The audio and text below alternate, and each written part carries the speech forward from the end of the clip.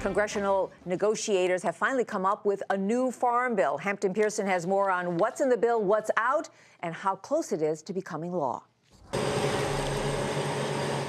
The massive 5-year farm bill headed for the House floor is a bipartisan compromise nearly 3 years in the making.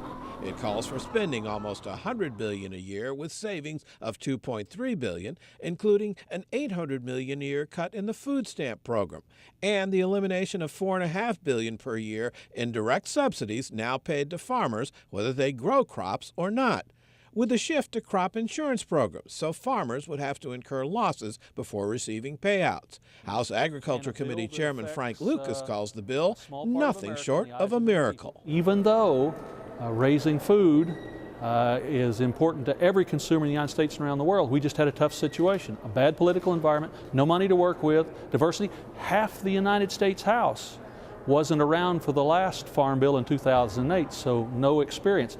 Just the most difficult set of circumstances. House Speaker John Boehner has endorsed the compromise, but leading conservative groups, including the Club for Growth, are pressuring House Republicans to vote no.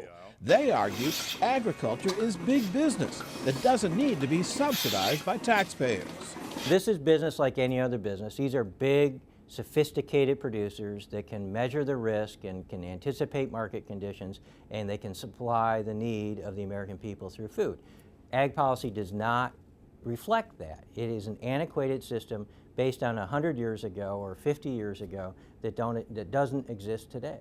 Liberal Democrats, meanwhile, say the cuts to food stamps and other parts of the social safety net are still too big. Vote against this farm bill. Do not make hunger worse in America. The legislation is comprehensive, buried in the 900-plus pages, definitions on everything from industrial hemp to farm-raised fish, even calls for more kosher food in the government's emergency food programs.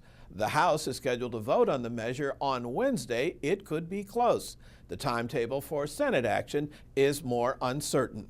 For Nightly Business Report, I'm Hampton Pearson in Washington.